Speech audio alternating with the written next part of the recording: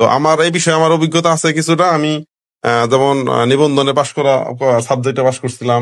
আমি আমার সাবজেক্টে মানে বিসিএস এর যে সাবজেক্টের যে অংশ ওই অংশে পাশ করছিলাম।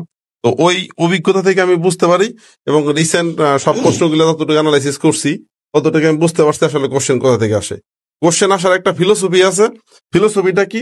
যে আসলে আমাকে জাস্টিফাই, আমাকে বাছাই করতেছে কি করার জন্য। মানে আমি একজন, আমাকে শিক্ষাগার হিসাবে আমাকে চয়েস করতেছে সরকার, রাষ্ট্র যে আমাকে বাছাই করার চেষ্টা করতেছে, এই বাছাইটা আসলে কার জন্য করতেছে? মানে আমি বাছাই হওয়ার পর আমি কি করব, ব্যাপারটা বুঝছেন? অ্যাডমিশন টেস্টে আপনি ধরেন বুয়েটে অ্যাডমিশন টেস্ট দিবেন, বুয়েটে অ্যাডমিশন টেস্টে আপনি মানে ফার্স্ট ইয়ারে কি পড়বেন, মানে কি কি বিষয় বুয়েটে পড়াবে, কিংবা আপনি ধরেন ঢাকা ইউনিভার্সিটিতে ভর্তি হবেন, আপনাকে মানে কি কি বিষয়ের উপর পরীক্ষা হয়? তো কারণ কি ওইখানে আপনি যা পড়বে তারই মানে সাধারণত অ্যাডমিশন টেস্টে কি ঘটনা ঘটে যে অ্যাডমিশন টেস্ট হচ্ছে যে আমার ইন্টারমিডিয়েটের একটু মানে বেসিক আছে, কিন্তু অ্যাডভান্স লেভেলের যে জিনিসটা আমি পরবর্তীতে ফার্স্ট ইয়ার সেকেন্ড ইয়ারে পড়বো ওই জিনিসটাই কিন্তু আমার অ্যাডমিশন টেস্টে আসে, মানে যেগুলো একটা লিঙ্ক আছে, তাই না ভাই? হ্যাঁ, যে আমার ইন্টারমিডিয়েটের সাথে honours first year second year যারা আমার কথা শুনতেছেন তারা তো সবাই অনার্স করে আসছেন, অ্যাডমিশন টেস্টে দিচ্ছেন, তারা এই বিষয়টা বোঝার চেষ্টা করবেন। আপনারা হয়তো জানেন, কি জানেন, যে আপনি যা অ্যাডমিশন টেস্টে যা পড়ছেন অনার্সে গিয়ে দেখছেন কিনা যে ঠিক যেই জিনিসগুলো আপনি ইন্টারমিডিয়েট সেকেন্ড ইয়ারে কঠিন কঠিন টপিক ছিল ওই জিনিসটা অনার্স ফার্স্ট ইয়ারে সিম্পল টপিক হয়ে গেছে, ফার্স্ট ইয়ার সেকেন্ড ইয়ারে এখন নর্মাল টপিক ছিল। তার মানে কি, যে জিনিস হ্যাঁ যে জিনিসটা আপনার এখানে পড়াবে ওইখানে অনার্সে পড়াইছে, হ্যাঁ যে জিনিসটা আপনাকে অনার্সে পড়াইছে ওই জিনিসটাই আপনার হচ্ছে অ্যাডমিশন টেস্টে আপনাকে যাচাই বাছাই করছে। একইভাবে আপনি এখানে পড়াবেন গিয়ে ইন্টারমিডিয়েট স্টুডেন্ট, ইন্টারমিডিয়েট স্টুডেন্ট পড়ানোর জন্য আমার ইন্টারমিডিয়েটের উপর দক্ষ লোকই লাগবে। কেন হয়তো বলবেন স্যার এসছেও, কিন্তু এটা কিন্তু টেকনিক্যাল স্পেশালের কথা বলতেছি, কিন্তু জেনারেল বিসিএসে কিন্তু এসছে নিচে চলে যায়, অর্থাৎ এসএসসি লেভেলে যায়। তো সেই হিসাবে ইন্টারমিডিয়েটে আপনি কি পড়বেন? মনে করেন আপনি অ্যাকাউন্টিং ব্যাকগ্রাউন্ডের স্টুডেন্ট, আপনি চাচ্ছেন অ্যাকাউন্টিং পরীক্ষা দিবেন, বিশ্বাস করেন শুধু এমসিকিউ তো, রিটেন হইলেও আপনি দেখেন বিগত কোশ্চেন গুলো আপনি মিলাই দেখেন রিটেনের সাথে ইন্টারমিডিয়েটের কোশ্চেনের কি পরিমাণ মিল আছে।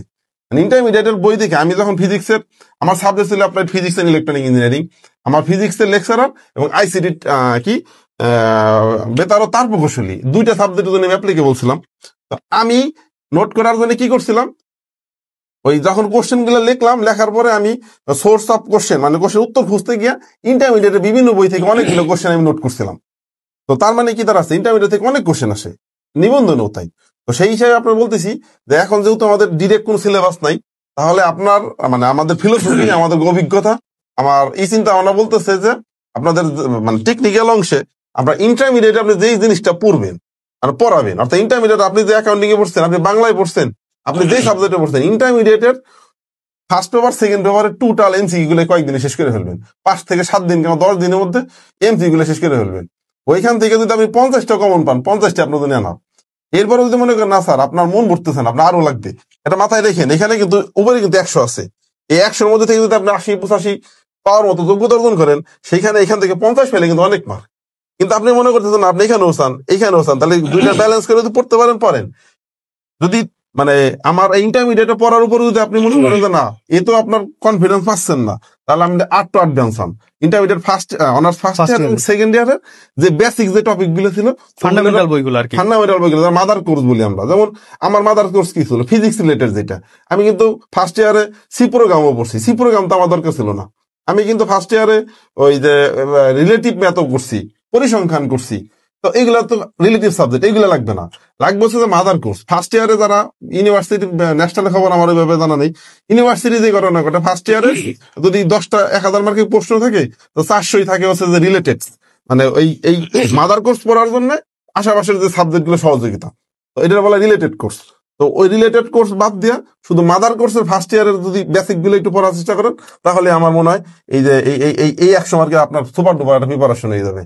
তো এটা আর কি আমার প্রথম পরামর্শ, যে ইন্টারমিডিয়েটের বই, যে ইকোনমিক্স পড়েন ইন্টারমিডিয়েট 2 পেপার আছে, যে দর্শন পড়ছেন ইকোনমিক্স 2 পেপার আছে, যে গায়রাস অর্থনীতি পড়েন ইকোনমিক্স 2 পেপার আছে, ফিজিক্সে পড়েন, কেমিস্ট্রিতে পড়েন, ইংলিশ ম্যাথে পড়েন। ম্যাথ তো ইন্টারমিডিয়েটের যারা ম্যাথে আছেন ইন্টারমিডিয়েট অংশ তো পড়বেনই, সাথে অনার্সের অংশটুকু মানে অনার্সে ফার্স্ট ইয়ার সেকেন্ড ইয়ার অঙ্কই তো করবেন, এটা তার এমসিকিউ না। তো এইভাবে যদি আপনারা এই 100 মার্কের প্রস্তুতি নেবেন, আর এই 100 মার্ক হচ্ছে যে আমাদের এসে, তো আমি আমার পরামর্শ ভাই তো পরামর্শ দিবে, আমি যেটা বলতেছি এমসিকিউ আকারে যে পড়ার যে পরামর্শটা আমি দিয়ে রাখছি ওইটার দিকে একটু খেয়াল রাখতে হবে, যে ওইভাবে যদি ধুমায়া তাওয়া তাওয়া করে বলতে হবে, ভাজা ভাজা করে বলতে হবে এমসিকিউ গুলা, যেন ওই 100 মধ্যে থেকে আপনি 80+ পেয়ে যান, আর এখান থেকে 100 মধ্যে যত বেশি পারা যায়